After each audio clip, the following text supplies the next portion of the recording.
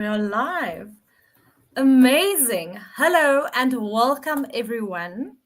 We are very excited to all be here with you today and just take this opportunity to speak a little bit around mental health. So, the month of May is the awareness month for mental health, and it's often something that's it's almost like a catchphrase. We hear it often, but it's not really being spoken about. What does it mean, and what does it mean for us as individuals?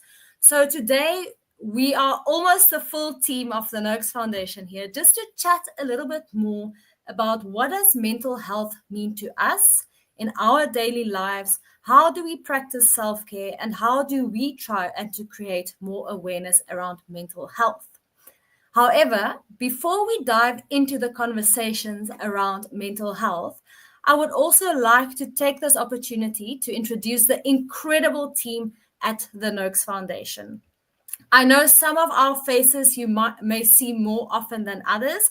Some of our faces you may only see when it pops up and there's been a birthday or a year-end function or a team event. So I would really like to take this opportunity to give everyone in our team a chance to introduce themselves and to tell you a little bit more about themselves and what they do at our organization.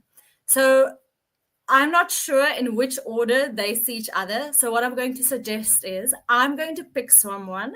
You're going to introduce yourself, and then you can pick the next person to introduce himself. Does that sound good? Amazing.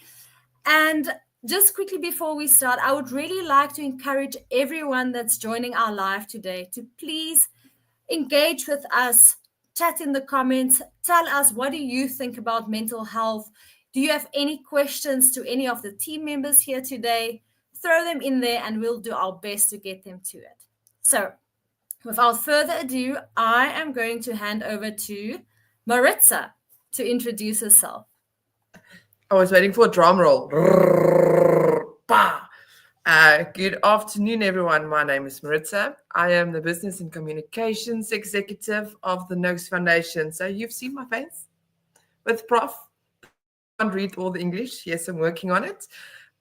From my side, I do all the media, social media, the planning. We do all the paperwork and all the fun things, all the emails that you write, all the questions that you have for Prof. We put it on all the documents required. And yes, the administrative part, that is me. Thank you very much. Now I'm going to drum roll. Georgina.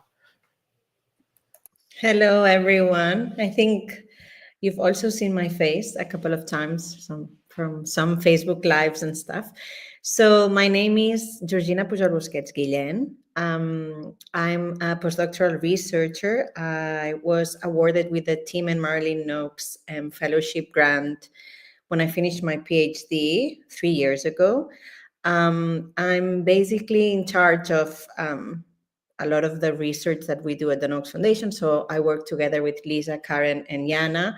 We do a lot of writing research proposals, funding proposals, and then I'm also involved in all data collection, data analysis, writing reports. Yeah, so that's what I do.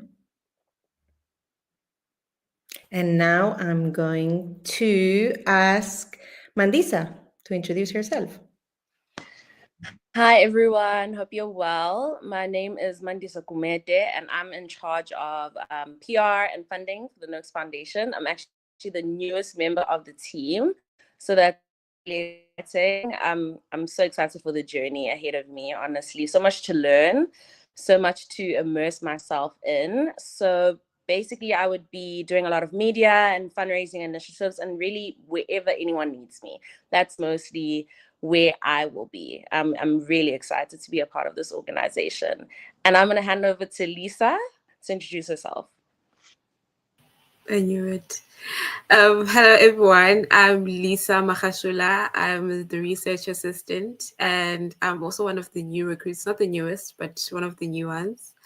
I basically assist in the executing of research studies, so recruitment, participation, data collection, data analysis. I also participate in meetings, also where stakeholders are involved. I'm there and assist in the writing of publications and blogs mostly. Yeah. And who's left? Next up is Simamkele. Thank you, Lisa. Good afternoon, everyone. My name is Simamkele Vazim. I am a community coach for the Noakes Foundation. I'm working with people who are diabetic mostly. So yeah, there's not much to say. Thank you. So Karen, over to you. Thanks, Emma. I'm Karen. I've been with the foundation for about a year, but have a much longer history with Prof, having done my PhD with him. Feels like about 100 years ago, showing my age. I'm integrally involved in the research at the Noakes Foundation, doing day-to-day project management, writing proposals, talking to potential funders and partners, as well as doing analysis, participant feedback, and working on publications. So, Jana, I'm handing back to you to take us to the next conversation. Thank you so much, Karen, and thank you so much, everyone else. It was actually really interesting and enlightening for me to hear how you all describe yourself and your roles within the organization. I think I did not introduce myself when we just started out, so maybe I'll just quickly say for those that might not know. My name is Jana Retief. I'm the foundation manager, and I've been with the foundation for over 8 years. And I am incredibly grateful to be part of this amazing organization and the work of Professor Tim Noakes, and to be able to be part of this movement that changes lives, and this movement that allows us to do research into very important areas so that we can bring the truth about optimal human nutrition out there.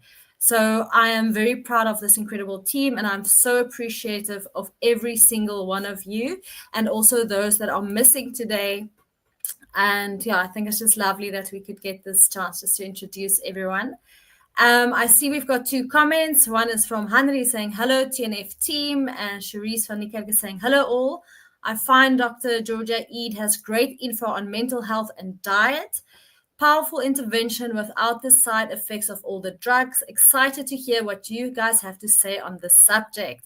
Welcome so much, Cherise. It's lovely to have you here with us. And yes, Dr. Georgia Eid, she's a metabolic psychiatrist, and she's got incredible resources and information specifically on how your metabolic health affect your mental health. So I'd like to open the room to all of us here and to everyone that's listening, just to first ask, what does mental health mean to you? And I'm not going to go around in the circle. Anyone that wants to speak can just start talking, and you can either just say a word, what does it mean to you, or you can elaborate. It's really up to you. Yeah, for me, it means... Sorry, Sima, you go ahead. Okay, thank you, Karen. For me, mental health, it means mixed emotions of what you're feeling, what you're thinking, probably emotions that are based on what has happened to you in the past or what is currently happening to you. So it all goes to just all those emotions, they all come in one and just being affect your mental well-being. Yeah, I agree with that. And for me, I think the word that I most closely associate with mental health is resilience. So how resilient you are to your day-to-day stresses or bigger stresses that you face in your life. It could be a deadline that you have to get done. It could be a child who is neurodiverse and creates a lot of anxiety and stress in your life. And it's about how strong your mental resilience is to be able to deal with all of those issues that come your way. I also agree. I think I agree with both of you. And for me, it's also related to taking care of yourself. I feel like it has to, like, you cannot achieve mental health if you don't take care of yourself. Same with like physical health, health overall, like your well-being. So I think it's very related to to that, and yeah, linked to resilience as well, because I think it's also a way to just take care of yourself, just acknowledge that you can actually just take a lot of the stuff that's happening in your life, and the importance of like how do you take that while you're also taking care of yourself.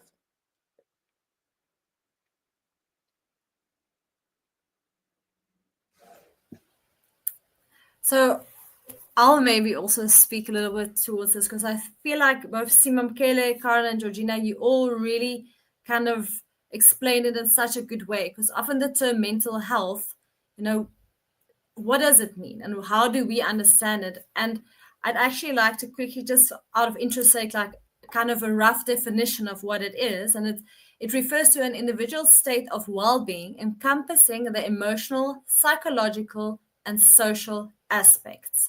And with that comes a lot of other things and a lot of influences. And we are becoming more and more aware of how our mental health and our physical health affects each other, and you cannot really separate those two from each other. And that is why, like Cherise mentioned, the work of Georgia Eat really highlights this as well for us. And for me, mental health is really about being able to be functional and to, like Karen said, about grit, resilience, and to be the best version of me. And if I do not have certain measures in place, I cannot be who I want to be for myself, my family, and the people around me. Is there anyone that would like to maybe add on to that?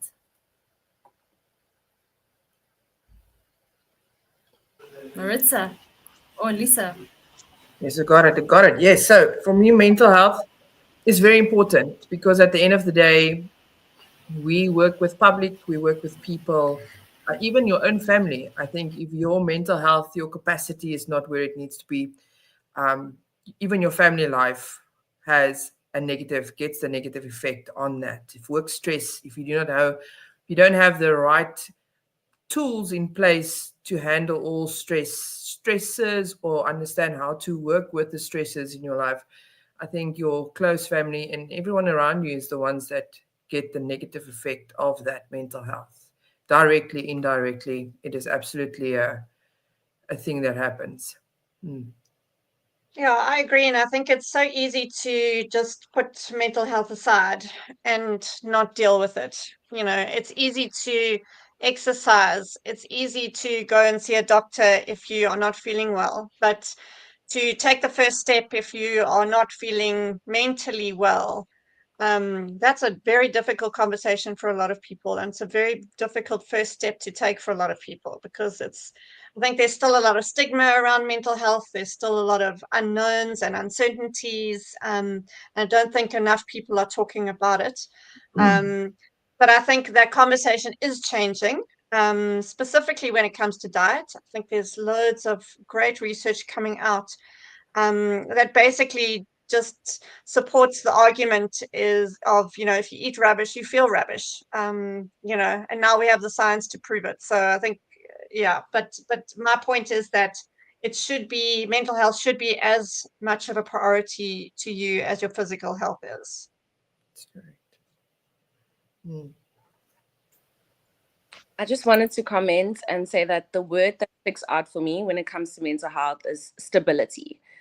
Because as a person, if I feel like my mental's right, everything around me tends to be stable. I tend to be more engaged in my relationships and my work. So stability is definitely a word that pops out when I think of mental health. And lastly, just to obviously add and agree to what everyone else said, when mental health comes into play, the word that sticks out to me the most is balance. And like Anna mentioned, that it encompasses more than just the physical. And I think being able to find the balance in the other facets of your life that influence your mental health is important, and especially if you don't like forge a balance, but having one aspect suffer. So being able to have everything on a healthy level. Thank you so much, everyone who shared. It's so beautiful to hear from you all. Maritza, you mentioned something around support and tools. So I was wondering if we can maybe talk a little bit about what do we all do on a daily or a weekly basis to help and support our own mental health. And if you're watching this live, please check in on the comments. Let us know what it is that you do to help and support your mental health. So I have so many personalities, you guys. I don't know if we have enough time for all the personalities that need to be addressed. Go for it. My main stress or anxiety relief, of course, would be training, because that's what we do. We go and train. But I do love some dancing. So I find, for me mentally, for my brain to digest my day or my day coming, or how I am going to be a mom, a full-time employee, have two teenagers, cook, do washing, listen to rambling, having your own social life, doing fitness. I don't know if there's any more space on my fingers. I do find, me personally, I like to go dancing. I like to dance in the gym. I go stand in the mirror with all of this fantasticness in the mirror, and I have a little dance. I have a little dance. I shake my system. I feel what I need to feel. I think what I need to think. I let go of all that negativity that my brain is going, and also doing the positive endorsements, the positive dopamine that I need for my brain to function. Then we come back and we be back as a super mom / human, just to continue. So that's my little 5 cents of my mental health. That's the one personality, I think. Thanks, Maritza. Oh, Maritza, you make me laugh talking about listening to ramblings. Oh, goodness. Well, Anybody who has teenagers can absolutely relate to that. Oh, gosh. That's very stressful.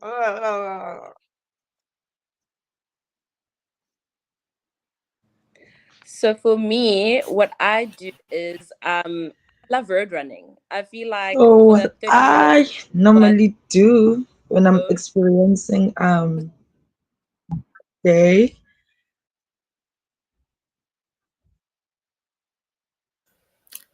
I think we have a bit of a lag here in the connectivity between us and Simamkele.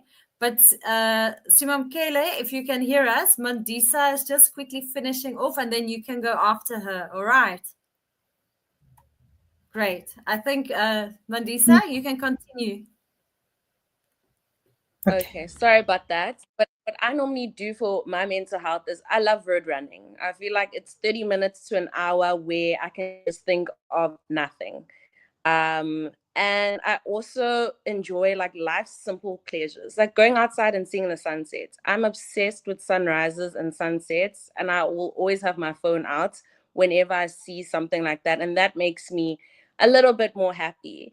And to just touch on Maritza saying dancing, I also do that every week without fail. I have to have my headsets on in my room by myself and listen to music and dance. And then afterwards, I just feel so light and I feel like I can just tackle really anything. And that's what I do. And that's what helps me. Thanks so much, Mandisa, for sharing. Simamkele, if you can hear us, you can go next.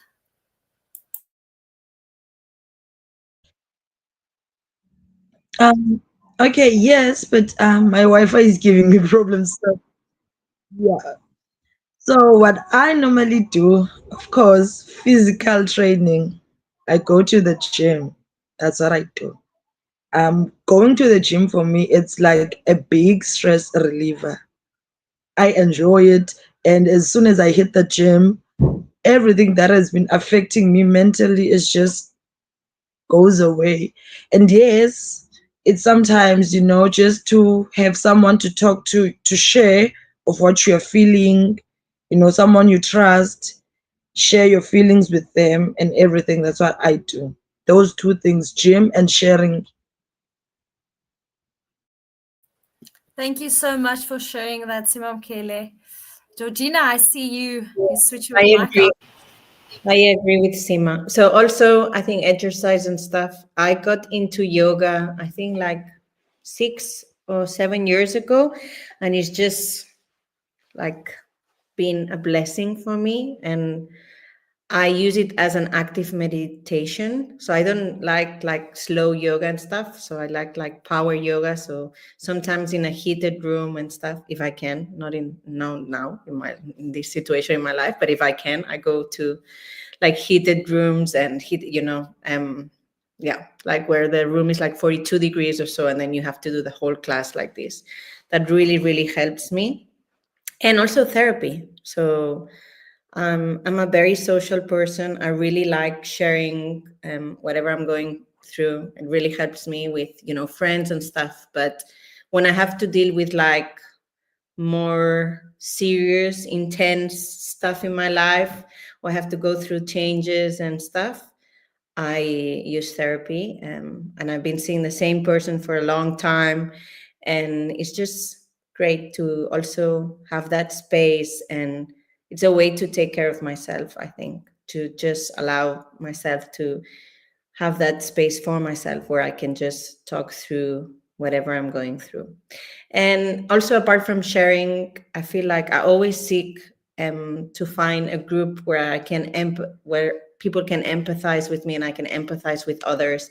So, for instance, if I'm pregnant, which is the case at the moment, I join a group of pregnant women, and in my case, pregnant with a toddler. So I join a group, women pregnant with toddlers, so we can all share about how are we doing, our situation, our life and stuff. And I always find it so amazing, like the group support, the group setting where you can learn from others and others can learn from you. And yeah, so like sharing, experiencing, talking to people that you trust, I think it's very important, at least for me.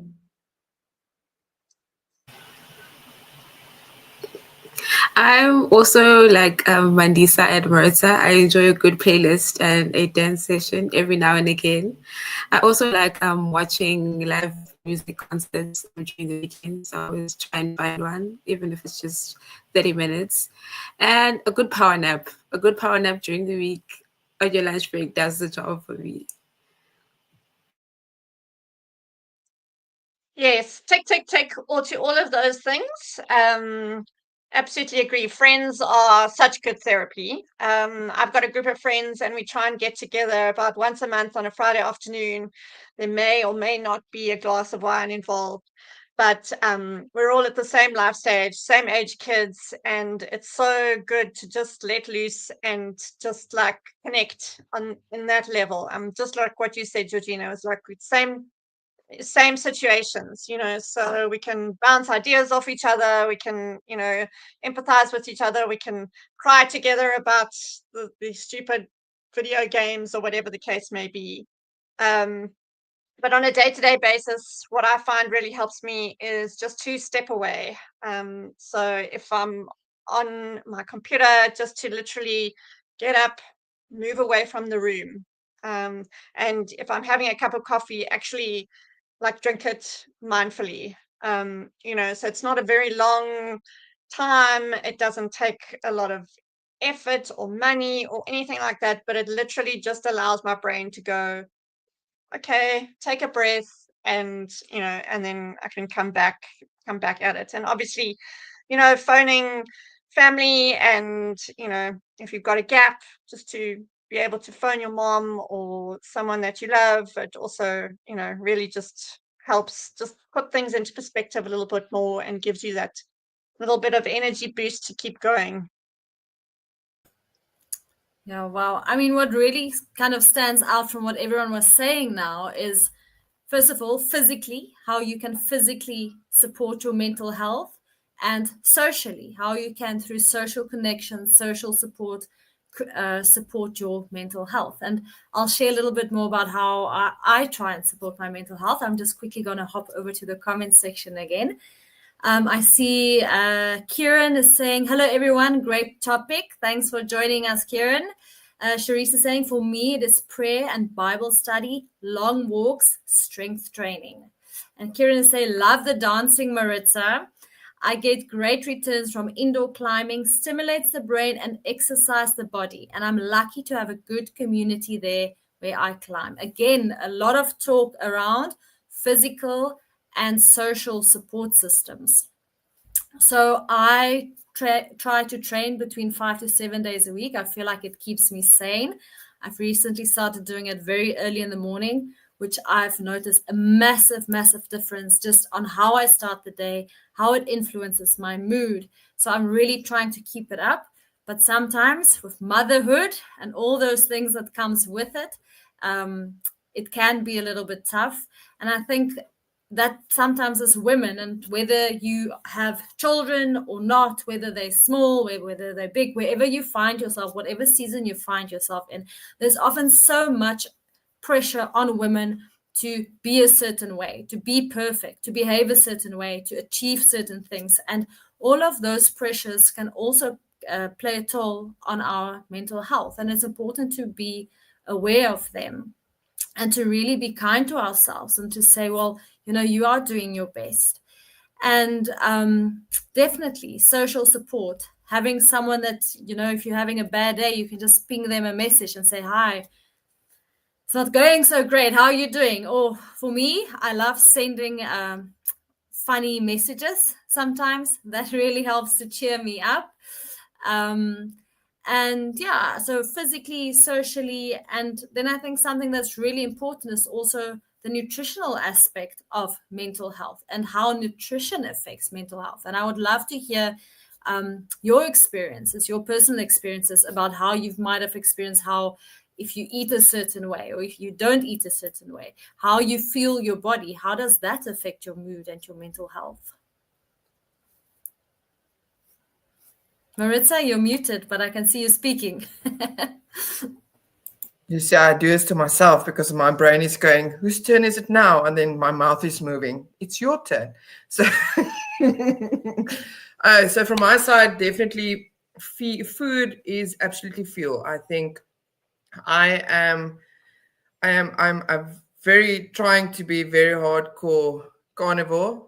I can't always get there, but I try my best. And I do most of my days, I do mostly meat and eggs and more animal product, staying away from all those carbs, those breads and those pastas especially. I've also learned over the years to not be my children's dustbin. I think most moms do that as well. Just having the kids' leftovers. We don't do that. We have our own plate. With my mental health and training, I do find that I get very frustrated if I do not have the, almost want to say, the strength that I require to do the training that I would like to do.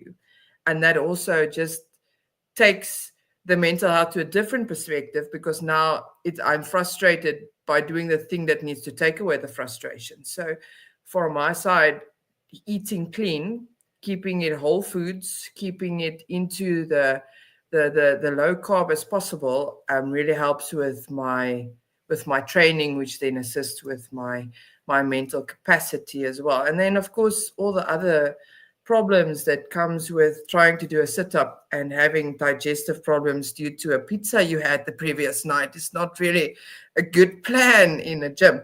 So just in general, for me, I try to stay out of the processed side in general, making your own vegetables, cooking your own food. If you want to have a burger, just have it without the buns and make your own burger at home. So that's my go-to when it comes to eating and mental health for me, because we are all human, and we are all women, and we do look in the mirror, and sometimes we have a bad day, and then you go like, yes, because I've ate all that food and all of this and all of that. So sometimes our mental health also gets attached to our diet, and frustration and all of that comes to play when it comes to that type of conversation as well. So from my side, I truly do love a little bit of carnivore in my life. Yes. Thanks for sharing, Maritza. And I love how you said, like, if you want to have the burger, just lose the bun. And that's also what we so often do and teach at the Eat Better South Africa programs is take the meal that you love, but find a way to make it a healthier option because it is possible. Karen. Yeah, I mean, I think that idea of don't stop it, swap it, so don't stop what you love, but swap it for a healthier alternative. But it's hard. It's very hard. I mean, I agree with everything that Maritza said, and especially when you are feeling horrible and stressed and things are not going your way, it is so easy to grab whatever is on the top shelf in the happy cupboard, chips, chocolate, whatever, and you do get that sort of temporary fix and relief. But I mean, we wrote about it this week or last week on our blog, and it's a vicious circle because as soon as you have that hit of sugar, all those processed additives and all the rest, that's then in turn just drives the anxiety, and then you start eating more because you're feeling so rubbish. So yeah, it's a vicious circle, and it's hard to be able to put a stop to it, but really important to do so. And I think we all know how much better we feel when we do eat, the right things.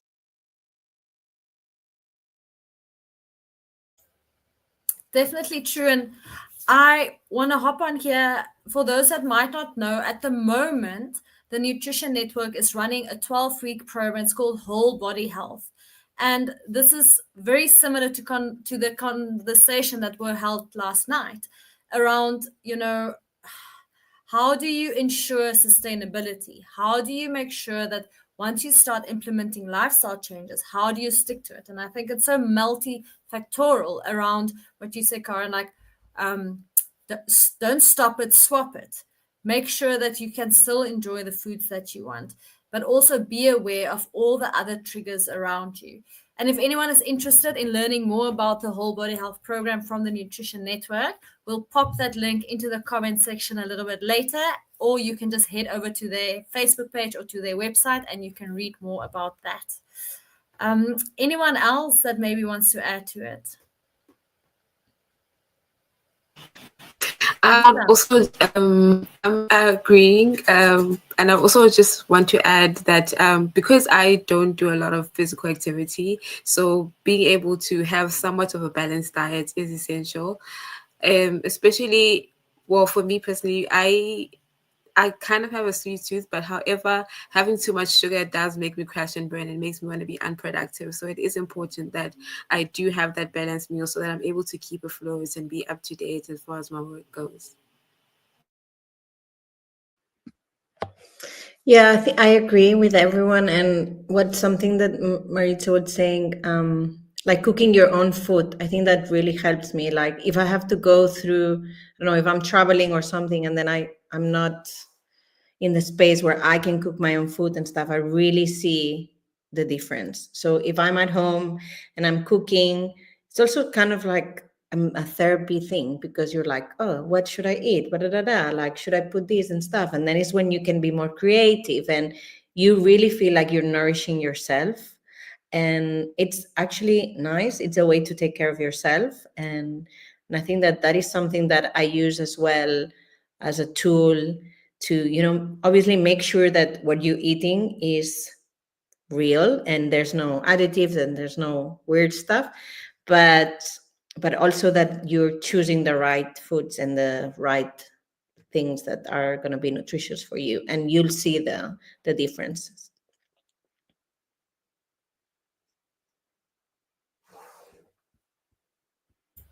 Yes, Yeah, definitely. I think. Sorry, just to add. Sorry, Fiona. I think if you are going to be feeling deprived and missing out on everything, then the lifestyle is not sustainable. But choosing to eat the right foods, whole foods, you'll find that you won't be craving all those things that you used to. You'll be feeling satisfied, you'll be feeling better, especially mental clarity. That's one of the biggest things that we've found, is that people report to be feeling so much more clear-headed. So yeah, I think it might be hard initially to try and cut back on all those nice things, but choosing the right things means you won't feel deprived. It's what I'm saying, and will benefit you mentally in the long run. Yes, definitely. I mean, if I just think back, I feel like I've been following this lifestyle for the past 8, say not 10, almost 10 years. Wow. Okay. The first time I thought about it that way, let's say 9, 10 years, and I would say for at least the last around 5 years, I lean more towards the carnivorous side of things, but not always. But if I look back over my life specifically, I would say university days, early young, let's say younger adult. I'm still a young adult. I choose to believe that. Younger adult, I have been on so many different diets, and I have done so many different things for one reason, not for health, not for anything else besides the fact that I had a very specific belief about how I look, and the way that I look was not acceptable. And my focus was to try and eat a way that will make me lose weight. And when I look back now on what I've done to my body over those years, it was actually terrible, because often I would starve myself. I would eat very low nutrient dense food, and then it's like a cycle, and then you end up binging on certain food types. Then you feel terrible. Oh, Karen, the brain fog, what you experience, and then at some point you just feel terrible about yourself. So kind of the cycle continues, and then you go back and you try something else. And I think that is really what makes this, the low carb whole foods lifestyle so different. First of all, it's a lifestyle, and it's about sustainability and about how you can make small changes every single day that will help your body be healthy. Because that's something difficult I had to learn over the years, is to stop focusing on how my body looks and focusing on, am I healthy? Am I healthy for myself? Am I healthy for my children? That is a big motivator factor for me now. And then also thinking about, as we grow older, in 20, 30, 40, how old am I now? 50 years. I would want to be as independent as possible, would like to be able to carry my grocery bags and do things for myself. And that's not always physical in the sense of just exercise. So much about that is also nutrition. And as an older person, I think your physical capabilities can also play such a big role in your mental health at that stage in your life. So taking care of your mental health through all these various ways that we spoke about, physically, and socially, and obviously also psychologically. I think Georgina had to leave, but she spoke about, if you need to go speak with someone, if you need to go see a therapist. And I think specifically going to see a therapist, it has changed over the years, but there's still a lot of stigma around it, I think maybe less so amongst women than in men, perhaps. Men aren't always that willing to open up and to go speak with someone. But if you really need help, sometimes you need to go see someone professional to help you. And I think kind of as we near the end of this live, I think what now emerged for me as quite an important message is to be able to also say, like, I need help. And if you do need help, to reach out to your support systems or to reach out to a professional. And whether that help is purely psychological, whether it's maybe physical as in maybe you want to do more exercise or you need to change your lifestyle, it's important for us to be able to recognize when we get to that point. So I see there's another comment here. Louise is saying, Karen, love that. Don't stop it, swap it. I think I feel like that's like something you can print and put on your fridge as a reminder. And then Kieran is saying again, keeping good proteins in the fridge really helped in the first 6 months. Roast beef, cooked chicken, cheese, ham, etc. Avoid making poor decisions. In addition, add butter and coconut to my coffee. Yummy. Those are such good suggestions. As Karen mentioned, especially in the beginning when you start making these choices, yes, you might still have cravings. Yes, it might still be difficult. But if you plan and if you put all these things in place, it will make your journey a little bit easier. So I would just like kind of ending off, give everyone an opportunity to just share any last thoughts, feelings, epiphanies that you might have had during this conversation. And again, I invite our audience members to join in the conversation. It's really lovely to read your comments and to hear from you. Marissa, you're muted again. Yes. Again, once again, my brain and my mouth is not working together. So I was just thinking now, Jana was talking about, parents, and I am a little older than Jana. And and in our household, my mom's going to kill me if she watches this. So in our household, my mom was on every diet you can think of. At one point in our household, there was the celery diet. I don't know if anybody else, even online, can remember the celery diet. My mother had five liters of ice cream containers full of celery soup in the deep freeze. And her mental health was she cannot do this diet alone. So I ate celery soup for months. And once again, this is quite a good example on how mentally we have changed, because now as well, I have a daughter that's about the same age that I was, and I will not, sorry mom, let her eat celery soup at any point for any purpose, to teach our kids like good coping skills and mental awareness, and how to understand to be comfortable in their own skin, in their own bodies, being their own person, and how to handle the mental adjustments from being a child to being a teenager to being a preteen, all those fun things. I think that for us, and for me as a parent, is a big thing, to just be me, myself, look after me and my mental health, so that I can teach my daughter and my son how to look after their mental health, and then change. And so break the chain of the old days where it was a stigma. Nobody, you weren't feeling bad. There was nothing wrong with you. All of those old beliefs, putting it to bed, and then changing the narrative of what we are teaching our children today, I think, and ourselves as a little bit older adults. I think that is the big thing.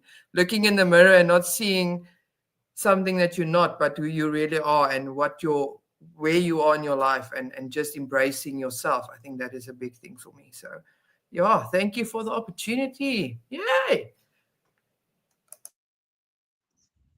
Just to add on. Oh, sorry, Karen. Go, Sima. I was just gonna say, just to add on it, as Marita was saying, it's not a disease. You don't have to be on medication if you're suffering from mental health. If you can just, as a person, learn to talk about it openly, avoid the myths that a person that is suffering from mental health or depression is a person that is seeking attention. No, we all know it's real. Talk openly about that. Try to educate yourself about mental health. Speak up and let others help you if they can. And avoid sugar. Thank you. Yeah, I just wanted to add to what Maritza was saying, especially as a mom. We don't know what's going to happen in the next 5 years, let alone 10 years. So to prepare our kids for what's coming is hard, but what we can do is teach them to be resilient, and to value mental health, and just like you said, Maritza, to change the narrative about it's weak to cry, and you're a boy, you can't show your feelings and your emotions. I think if we can teach them those sort of EQ skills, and they will get that from us. So just like what you said, I think it's important that we do show them that it's okay to feel sad, but that there are ways to address it and to help yourself feel better, through practical lifestyle choices, exercise, diet. And I mean, my children think this is a hotel, so what is in the fridge is what they will eat, and so it's up to me to make sure that they are eating well, and yeah, just teaching them those skills from an early age, I think, will help them in the long run, because like I said, we don't know what's coming. Could be anything.